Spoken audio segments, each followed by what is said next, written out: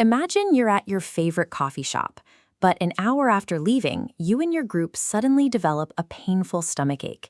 You have a feeling the shop's new oat milk is to blame. But how do you actually prove that a specific ingredient caused the problem rather than it just being a weird coincidence? Solving a mystery like this requires two different tools: a way to find the pattern in the numbers and a way to make sure you treat the people involved with respect. First, we need a way to look at the data so we don't get fooled by random chance. This process of using math to find biological truths is what doctors call biostatistics. Second, we need a moral code to ensure that no one is mistreated while we look for answers.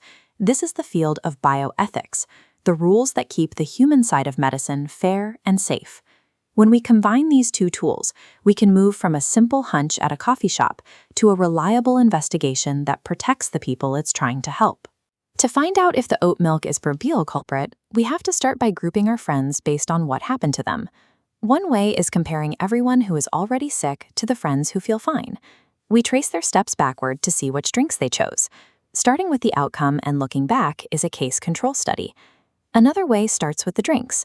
We take a group drinking oat milk and one drinking black coffee, following them forward in time to see what happens.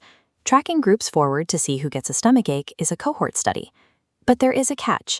What if your friends simply can't remember exactly what they ordered? In a study, this kind of memory slip is called a bias. It's an error that can creep in and make your math reflect a faulty memory instead of the actual truth. This is why choosing the right study design is so important.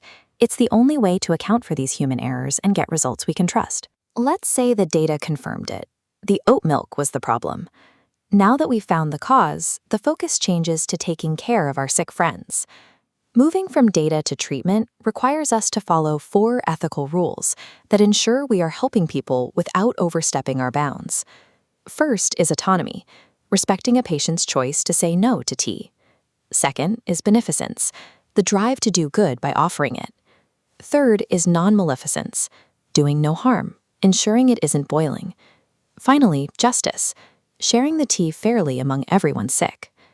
These 4 rules ensure that even when a doctor is working hard to cure a disease, they never lose sight of the patient's basic human rights. This same logic used in the local coffee shop is exactly how the world's largest medical institutions operate. The framework we use to solve our friends' stomachaches is the very same one used to test life-saving vaccines and find cures for cancer. Researchers use biostatistics to look across timelines, moving forward and backward to see what is actually making people sick.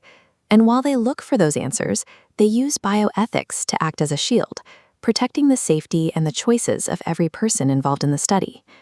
Now, when you see a headline about a new medical study, you'll know how to look past the jargon and see the math and the morals that made the discovery possible. Ultimately, medicine is about finding that perfect balance, using the truth of numbers to solve a mystery, while using the power of ethics to protect the individual.